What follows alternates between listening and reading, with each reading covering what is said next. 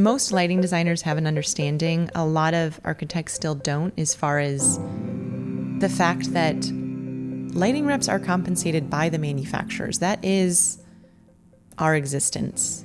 I think that what I love about being a rep is that every day is really its own story. And I explain this often to our manufacturers too, as far as we are able to put them in context. And we are able to capitalize on that to say, oh, if you want to do something this complex, this company does it the best. You have to walk that line between being extremely competitive in today's market and offering everything that the market on all levels has come to expect. Everything that we do prior to that is in the optimistic hope that at the end of the day, there is a purchase order. Yeah, and then you got to deal with shipping and lead times and logistics. And I think as the expectations and the competition increase, it's a very interesting balance between very quick replies, perfect submittals, perfect purchase orders, timely responses throughout the sales channel. But you also need to land the order, which means you need to be very competitive in the bids that you're putting out. And this is sort of the crux of the agency model.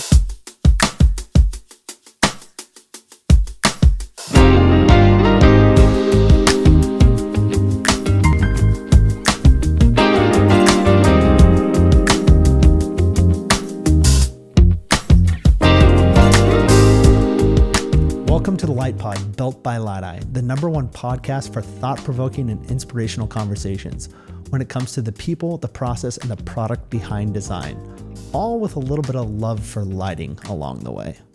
I'm your host, Sam Corbel, and today we welcome Caitlin Mulligan to the studio, all to have a conversation around what a rep does in the architectural sales channel in lighting. This conversation is made possible thanks to our partner, Focal Point. Great design starts with understanding people's needs, and Focal Point does that thanks to their agents, who keep a pulse on the evolving needs of the market. Their agents remind them that designers imagine spaces that move people, and Focal Point believes light should move with them. That's why they created Tazo for the ever-changing workspace, a freestanding task light that provides ambient light too. Explore what's possible at focalpointlights.com/Tazo. Now, let's get to know our guest a little bit more.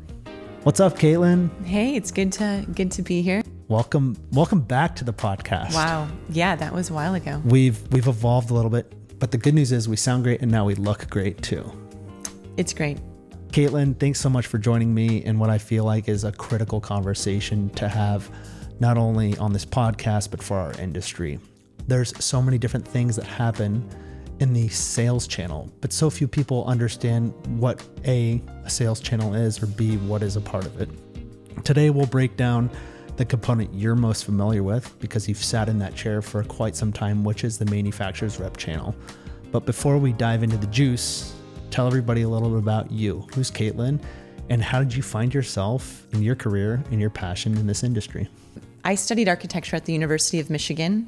And from there, went to a wonderful lighting manufacturer in Detroit when I couldn't find a job in architecture many years ago. So I worked for Curlin for a year. And from there, SCI hired me on, and I've been there over a decade, servicing lighting designers and architects and electrical engineers throughout the Southern California market. The passion that you have clearly stems from design and creating beautiful things, which I think is a fresh perspective in a world that you're sitting in, which is predominantly sales driven. It goes without saying you can't sell stuff if you don't know anything about it. I think that's interesting because especially a lot of friends that I graduated with from Michigan in design all do different things. And we often talk about sort of the design thinking, and it's really a degree in problem solving, right? Whether you went to school to be an architect and now you do furniture design, or you're a lighting rep, or you are a general contractor, every day you are approaching problems with sort of a design mind, which I think is creative problem solving. I think it kind of comes together with a design background. It's not doing design, but it's solving problems creatively, which from knowing a few architects, I think that's what they do very well.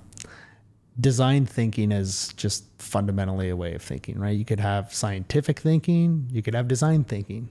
We know typically in the sales channel of lighting, there's a manufacturer, that's where it starts. Mm-hmm.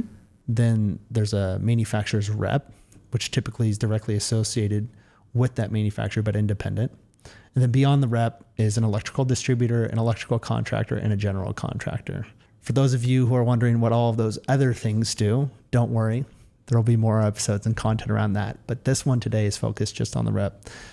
Caitlin, if I had to ask you the simplest question in the world, why do reps exist? Where do they come from? A lighting rep agency is essentially the sales and marketing arm of many, many different manufacturers. So I think it's a very efficient model for many manufacturers of very different sizes to be well represented within a very localized territory, which is what the architecture and design community has come to expect. We'll get more into that territory nature of it and why you work with multiple manufacturers and not just one. Before we dive into that, everybody knows the rep as one thing that they can't get anywhere else, and that's the price. Why can't you just get a price for a light in the modern world that we live in? I think there's a few answers to it. First, especially when we're talking about architectural product, even people who do it day in and day out, those prices are very complex to put together, right? It's not usually an off-the-shelf item. And some off-the-shelf manufacturers we rep, like I think in Chip's podcast, he used WAC, you can get online pricing for stocked product. It gets a little bit more complex when it's architectural product. And I think too, there's the nature of packaging the cost of the service, thinking about how competitive a product is, a project. It's a tough question to answer, but I would say that on our end, we're very transparent with the pricing. I think what is sort of out of our control a little bit is what happens to it once it sort of makes its way through a channel. Everyone throughout a channel is offering a service, and everyone is sort of charging a markup for that service. We'll definitely talk about the channel and the markup. When you look at your company, you mentioned transparency and sharing that pricing, but they still can't just go to that manufacturer's website to get it. And there's a complexity behind that. What is the complexity of an architectural light fixture? There's complexity to the part numbers. I would say every lighting agency has a very sophisticated quotes team that is always catching things, adding components. They do this day in and day out.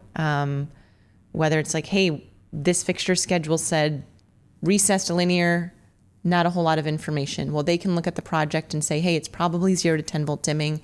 Hey, we're going to include a earthquake brace because we need it for this fixture. We're going to include this, or we foresee that the contractor will need that. And it becomes a little bit more than just the one thing. It's covering the contractor to make sure they have all the parts, pieces, and components that they need to finish that installation.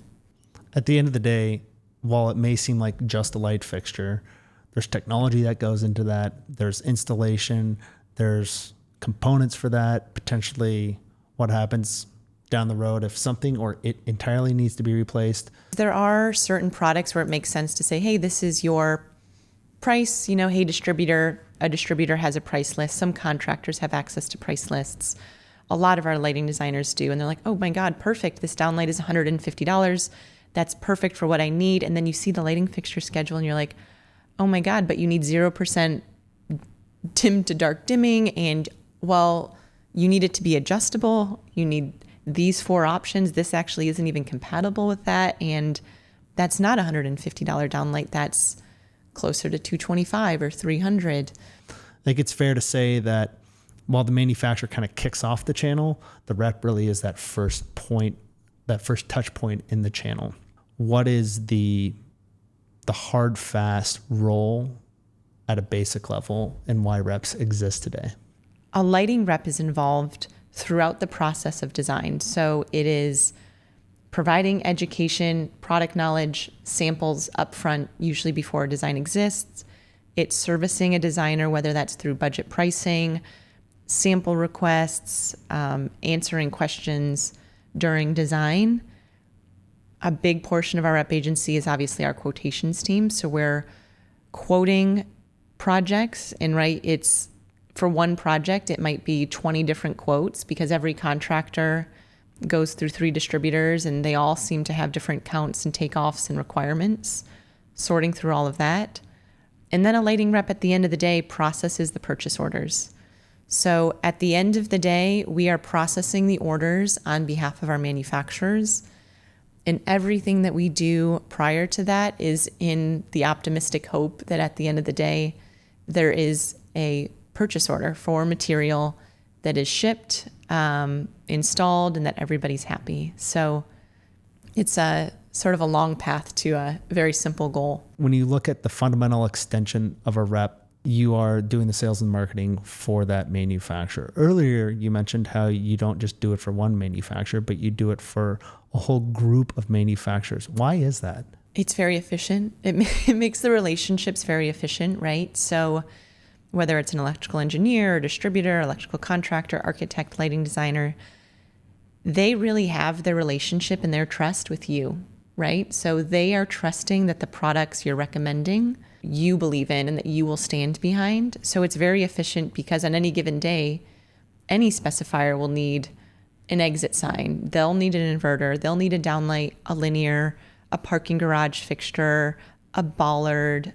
So it's very efficient to sort of be able to say, well, that didn't work. What about this? Or, hey, I know this is a great product, but what about the rest of the project? And how can we help you solve all of these other problems that you may have?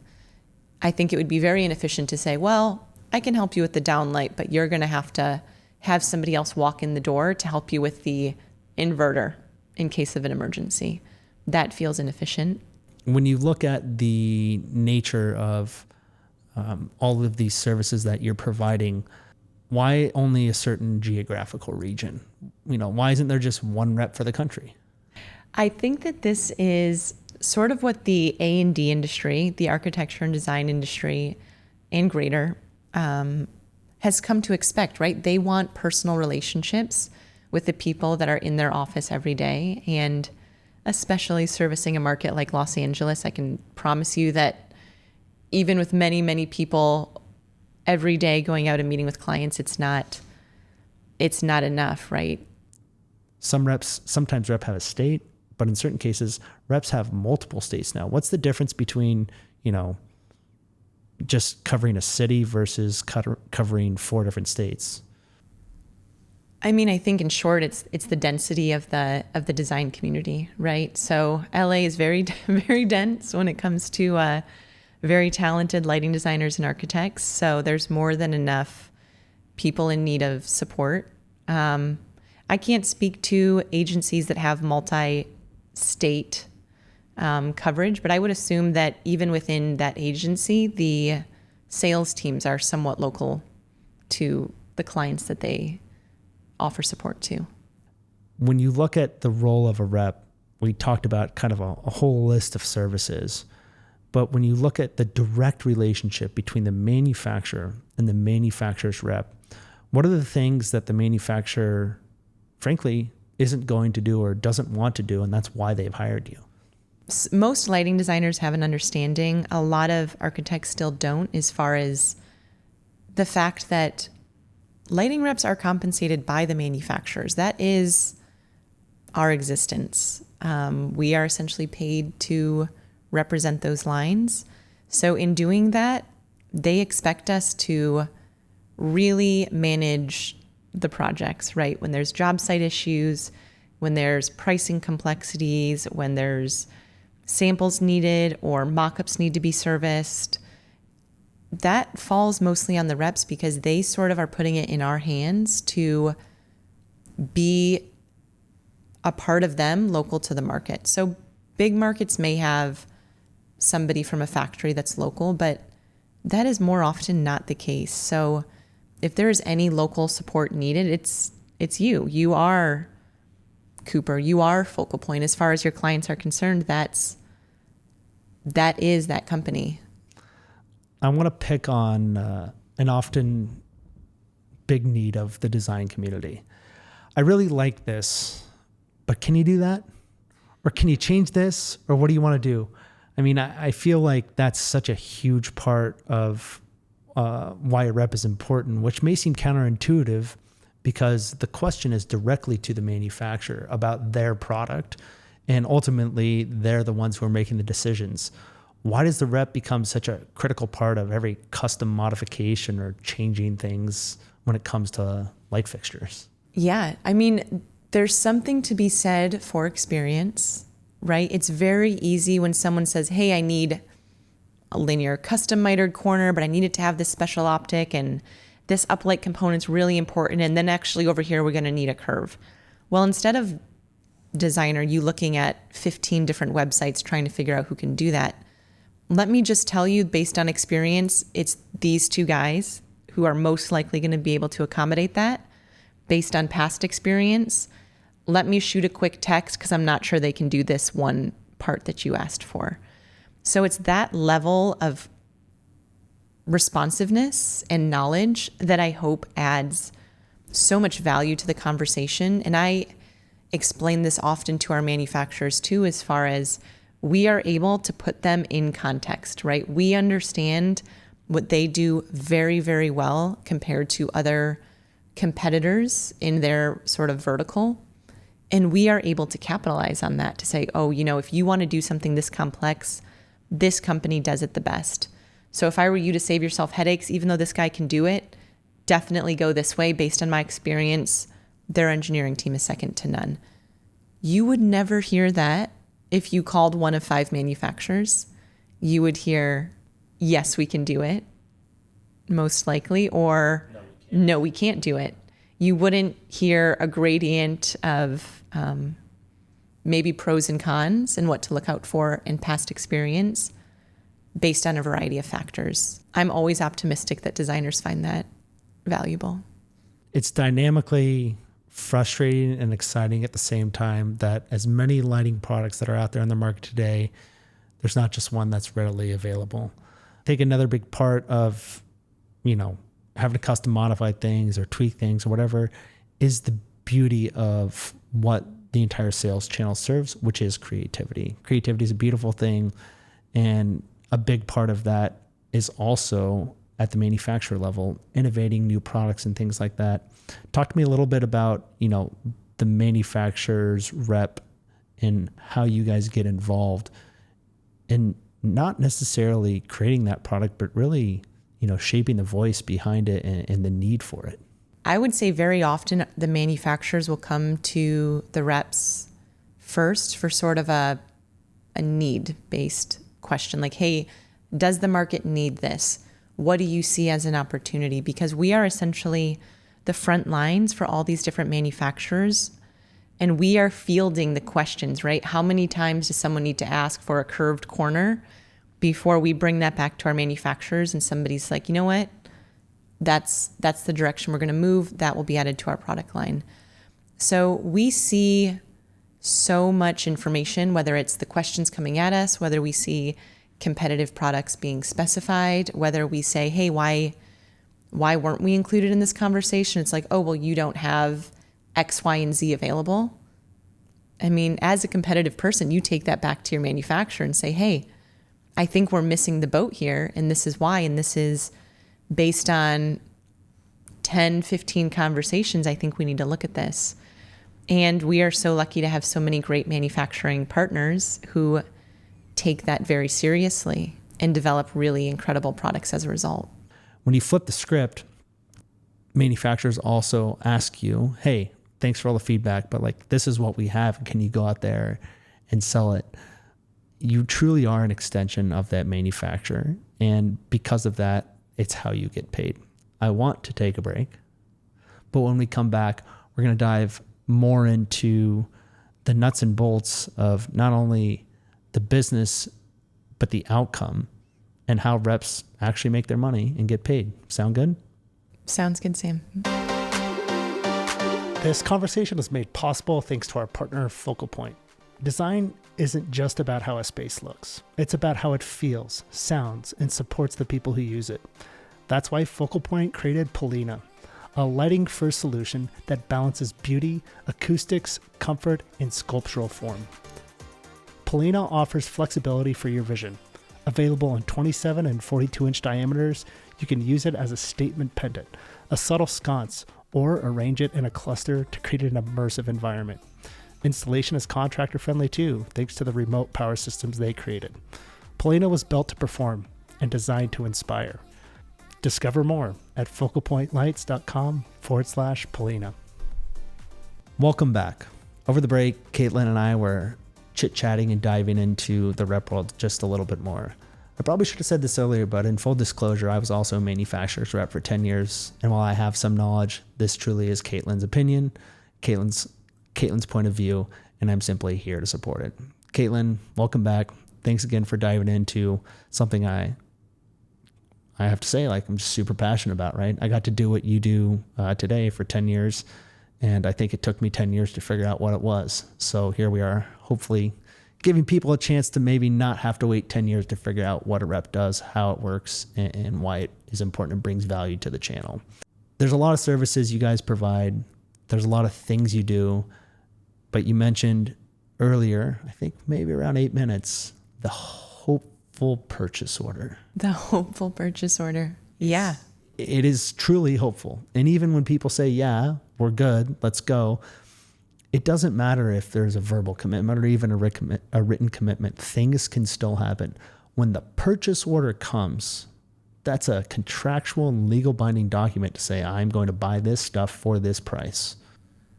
That's where the real fun begins. Yeah, and then you got to deal with shipping and lead times and logistics and things that didn't ship right or things that forgot to ship or show up. But the reality is when the purchase order comes, it initiates the most important part of your business. Yeah. Which is how you guys get paid. Talk to me about how a rep gets compensated. Yeah, so reps are compensated through our manufacturers. That is the only source of income for a rep agency. As I mentioned and sort of we covered a little bit, we are the marketing and sales arm of our manufacturers. So they say, hey, thanks for doing that. Here is a 10% commission on everything you sell. Figure out how you sell it. And when you get that purchase order and it ships and, maybe a few months later, we'll send you a check. Let's dive into that a little bit more, right? You talked about a lot of stuff earlier, and you're not necessarily doing that for the manufacturer. You're doing that for the other side of your business, which is all your designers, all your clients, your contractors, your distributors. You guys are servicing people with all sorts of needs they have that tie back to these folks who are asking you to promote their product. That purchase order comes in, which is that commitment. You just said something interesting. A few months later, you get paid? Some distributors, which I'm sure you'll get into, have different terms with different manufacturers. So they may pay 60 days after that by the time invoices are processed. So yeah, it's a long process, but so is construction. So we don't hold that against anybody. But I think what you said is actually really important. And recently at SCI, we sort of rewrote the mission statement of what we do to really hone in on that service aspect, right? Because we are a sales agency, but we see ourselves as being service oriented, right? We want to service our clients to get them everything that they need to make sure they feel taken care of throughout the entire process. That's our number one objective. And we do that on behalf of our manufacturers. Just so we're clear, you do a whole bunch of stuff, you finally get a PO, then you get paid. But I'm assuming that everybody at SCI doesn't come to work for free every week. So there has to be a backlog. There has to be an opportunity to trust that process and trust that system. What happens when things fall short? Especially on the specification side, we never see an order for so much of the work that we put in. And that is the thick skin that you've got to sort of find being in sales, because you will support a client and bring the sample and give the pricing and do everything you do. And maybe you don't even end up on the schedule, which is heartbreaking and something you have no control over. Or maybe you do end up on the schedule and it was crossed, VE'd, changed, scope changed, constructions changed, you never get to that purchase order phase. It is constant evaluation, as I'm sure for any rep agency, of pipeline, right? Of what is our backlog? What are we booking? What's shipping? What does it look like? What do we have coming up? And I think that's really important. And I try to have this conversation with lighting designers, especially in my tenure. I feel more comfortable with it. Saying, especially in LA, people do work all over the country and all over the world, saying like, hey, we love supporting you, but if you're specifying all of our product on projects across the country or internationally, like, can I have that information? Because I really need to sort of get something accurate into our pipeline. We really would love to have transparency on what you're working on. I got to stop you right there because this is actually something really important, and it relates back to what we said earlier. You have a territory. Mm-hmm. If you are working with someone in your territory, but the project is not in that territory, you're alluding to the fact that you might not be getting paid, which you and I both know is true. There's a natural process of procurement, and that process of procurement, generally speaking, gravitates towards the physical location of the project. The manufacturer's in one location, you're an extension of them, but they also have extensions all over the country. And when the project is specified in Los Angeles, but it's built, heck, we could go international because it's LA, but for the simplicity of it, let's go with my hometown, Denver, Colorado. All right. You are not necessarily getting paid in the way that you would be paid if the project was locally in Los Angeles. Yeah. And that is sort of talking about the design thinking and my perspective on what I bring to this world of design and construction. Sometimes it is tough to have that conversation to say, hey, listen, I love you and I know you appreciate what we do and the support we add, but what I need from you is a little bit of help in knowing what you're working on or tracking these projects. And it's nothing nefarious. I really just need, if I'm going to support you, I need your support right back to try to figure out what you're specifying, what's helpful to you, what you're using on your projects. Because if I'm offering that support and you're finding it helpful enough that you're specifying the product, like I would love to know that. You can also be compensated if you're part of that process, even though it's not purchased in your territory. 1,000%. Manufacturers understand that this happens. Yeah. But this isn't, the easy button. This is construction we're talking about. That information has to be documented and relayed. And in a lot of cases, you can actually help make sure that it goes through out of state because you have the back channel relationship through the manufacturer. Yeah, I think that's another thing that I have spoken to, especially lighting designers that do a lot of work across the country, is how many other reps we know, right? It's a very small community and it's not hard to pick up the phone and talk to a rep in Seattle and say, hey, the office up there is going to use the same product that we used on their LA headquarters and this is the pricing we used. And hey, just keep in mind, there's these few things going on. And they say, okay, great. We'll call you when we get a quote request. We'll make sure it's dialed.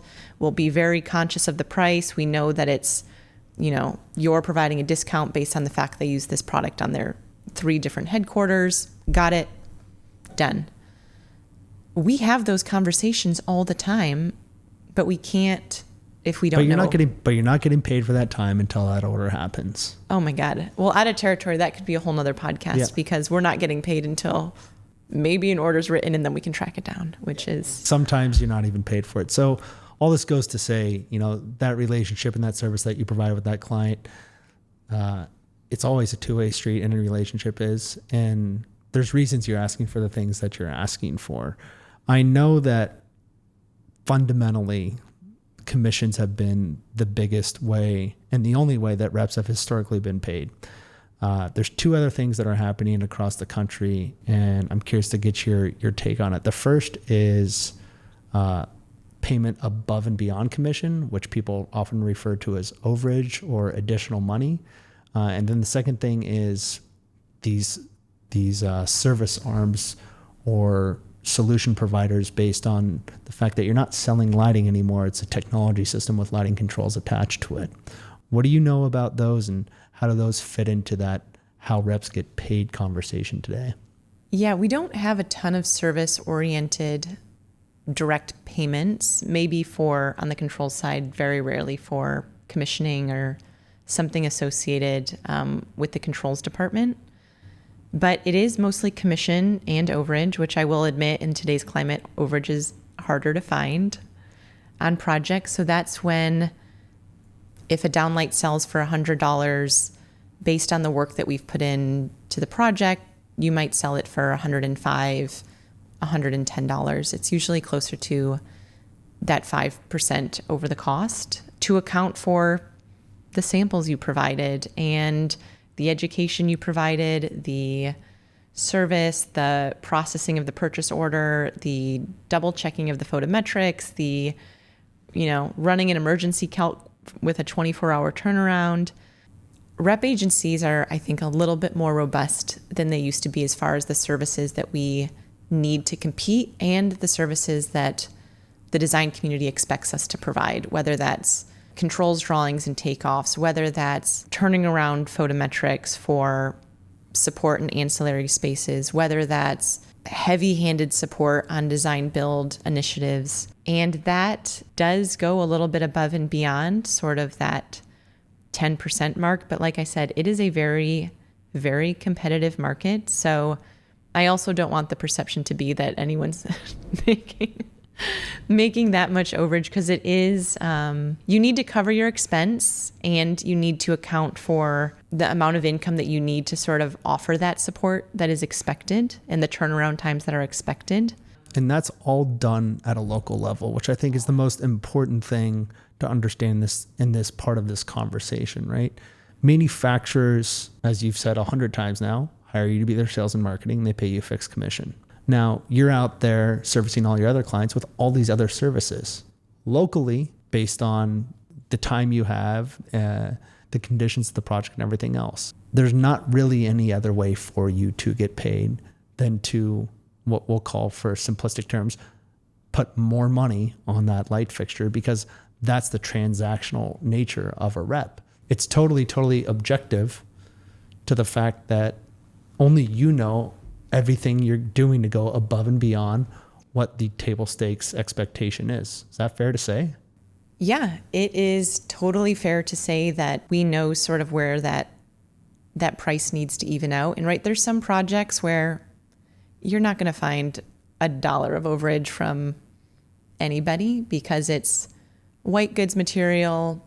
Anybody can provide it, highly competitive. And we love that, right? We love it all day. We'll take it. We'll write the volume. We want to be competitive.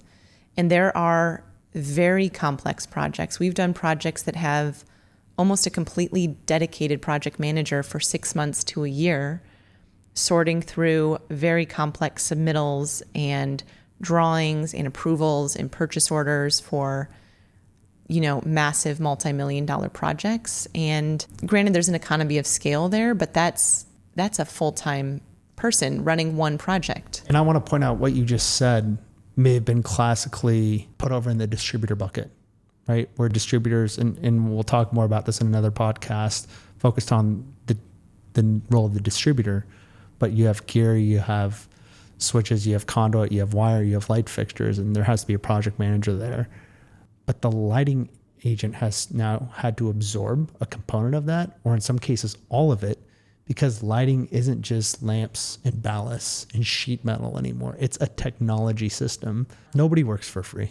Nobody works for free. And I think as the expectations and the competition increase, it's a very interesting balance between you need to offer the services that will be beneficial, the 24-hour turnarounds, the very quick replies, perfect submittals, perfect purchase orders, timely responses throughout the sales channel.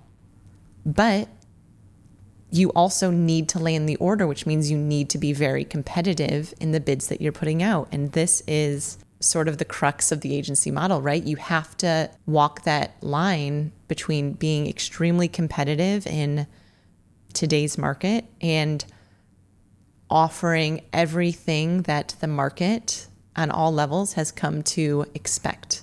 Mm-hmm. So yeah, there might be a little overage in some projects that are complex, but it's critical to offer the level of support that's come to be expected. we could have hours of conversations about this concept of overage and use objectively having the opportunity to basically say, hey, my time is worth this and I'm attaching it to this. As you pointed out, like you obviously need to get the order, period. Otherwise you don't get paid for any of the time you do. There's some pretty sloppy work that happens as, pricing gets handed from piece to piece across the sales channel, which is not what this podcast is about.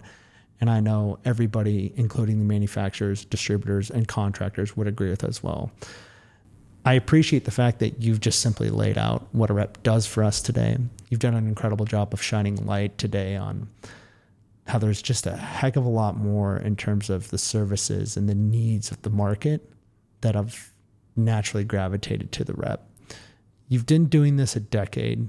So before we let you go, I've got to ask you, what's a great story about a funny moment as a rep, an aha moment as a rep, or maybe just even in your own journey, you said, oh, wow, that's why we do what we do.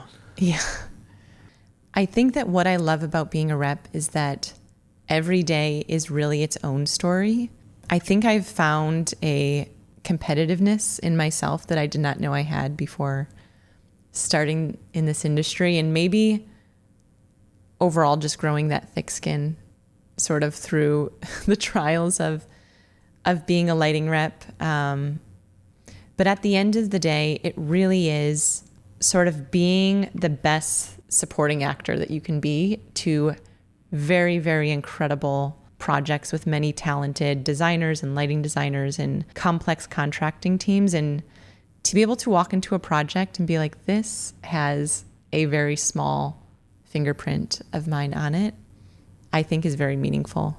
If people have questions for you, if they want to learn more about this or feel like there's just one more question I have for Caitlin and then I'll understand it perfectly, what's the best way they can get in touch with you?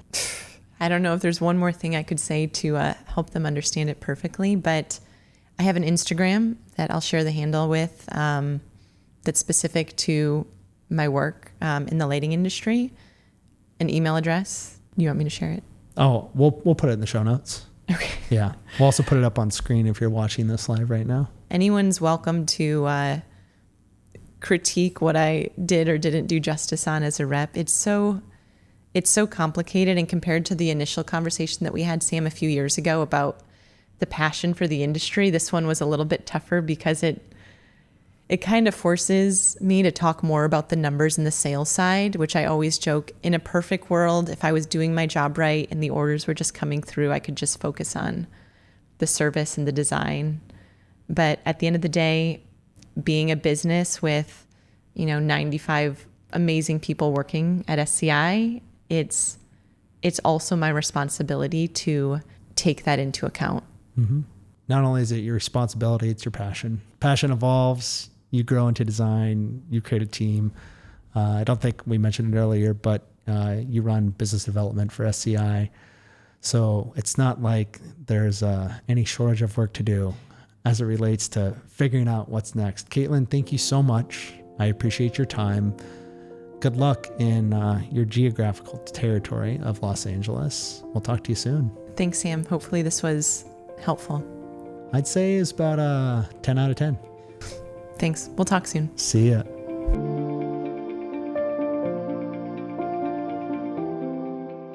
Hey, it's Sam. Thanks again for listening to this episode of the Light Pod. In case you didn't know, this entire episode was actually also produced with a video attached to it. So make sure wherever you listen to this, you think about watching it next time. It's amazing the connection you'll have when you not only listen, but you watch the brilliant minds who join us to celebrate the people, the process, and the product behind design. Until the next episode, stay brilliant, be bold, and never let your inspiration go. I'll talk to you soon. See ya.